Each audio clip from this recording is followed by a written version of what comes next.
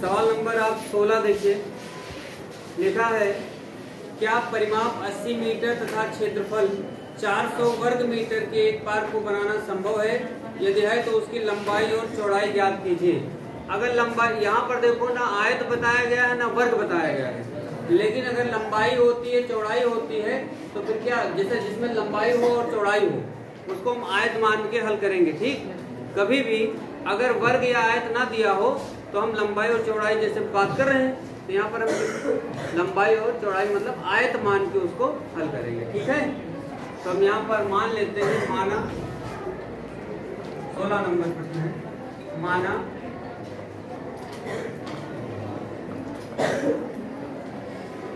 माना पार्क की लंबाई बराबर क्या मान लें f, चौड़ाई बराबर कितना मान लें y।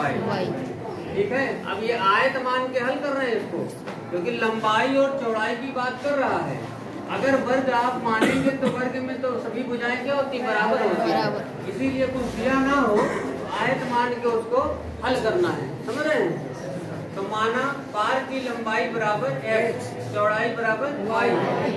अच्छा, तो क्षेत्रफल दिया है इन्होंने, क्षेत्रफल दिया है, यहाँ पर प्रथम शर्त डाल दो, प्रथम परिमाप पहले, परिमाप पार्क का परिमाप, पार्क का परिमाप कितना दिया है 80, और आयत का परिमाप क्या होता है 2 ब्रैकेट में लंबाई प्लस चौड़ाई, भूल गए 2 लंबाई प्लस चौड़ाई, तो यहाँ पर लिखेंगे 2 और लंबाई की जगह कितना है x, चौड़ाई की कितना y, और बराबर कितना 80।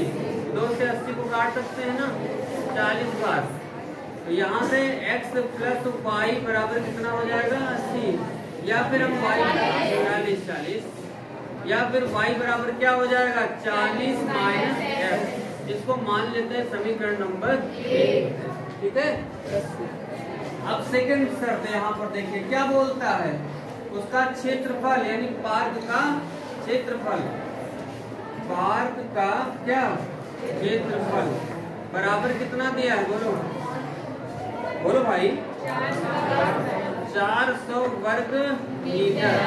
पार्क का क्षेत्रफल कितना है 400 वर्ग मीटर, कितना है 400 वर्ग मीटर, 400 वर्ग मीटर। क्षेत्रफल क्या होता है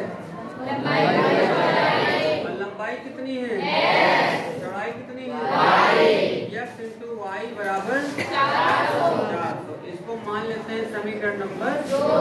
अब सीधे लिख देंगे समीकरण 1 व 2 से, ऐसा बोल देंगे, जिसका मतलब y के स्थान पे 40 माइनस x, तो x ब्रैकेट में 40 माइनस x बराबर कितना 4, ये चलता रहेगा। इसको हल कर लेंगे, x का गुणा 40 में करो तो x का x में 400 को इधर ले आइए, अब बराबर इसको क्रम से गुणा करिए, क्रम से रखिए गुणा नहीं, तो इसको क्या कर देंगे माइनस का x² अब प्लस का 40x माइनस का 400 अब बराबर, या माइनस से सभी पदों में गुणा भी कर दीजिए sir, square minus minus 20x 20 है 40, और यहाँ पर प्लस का हो जाएगा 4 और बराबर 0।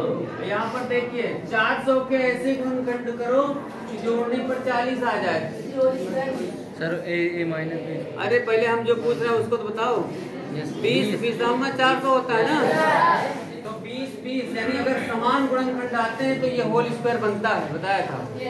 जैसे 2 आ जाए, 3 आ जाए, 4 आ जाए, तो ये होल स्क्वायर बनता है किसका, या तो a प्लस बी का होल स्क्वायर या तो a माइनस बी का। अब माइनस लगा है तो a माइनस बी का ही बनेगा, तो यहाँ पर हो जाएगा x, और इसका गुणनखंड 20 आया था ना, तो x माइनस 20 का होल स्क्वायर बराबर 0, ऐसे लिख सकते हैं सीधे। या x माइनस 20 बराबर 0, या x बराबर कितना आ गया 20। x का मान समीकरण 1 या 2 में रख दीजिए, 2 में रखने पर चाहे जहाँ रखो कोई दिक्कत नहीं। तो 2 कितना है 2 है x y बराबर कितना 400, एक में ही रख दीजिए, एक में रखो तो सीधे y का मान निकलेगा। तो y बराबर हो जाएगा 40 माइनस 20, तो y बराबर कितना आ जाएगा 20। अतः पार्क की लंबाई बराबर कितना 20 मीटर और चौड़ाई बराबर कितना 20 मीटर। तो ये आयताकार कहाँ रहेगा, ये तो वर्गाकार हो गया ना। ये कैसा हो गया, वर्गाकार हो गया। फिलहाल इसमें क्या पूछा था, लंबाई और चौड़ाई। तो लंबाई हो गई 20, चौड़ाई में कितनी हो गई 20। लेकिन कभी जब लंबा वो ना आयत पता हो ना वर्ग पता हो तो हम आयत मान के उसको हल करेंगे बाद में, चाहे जो है ना। ठीक।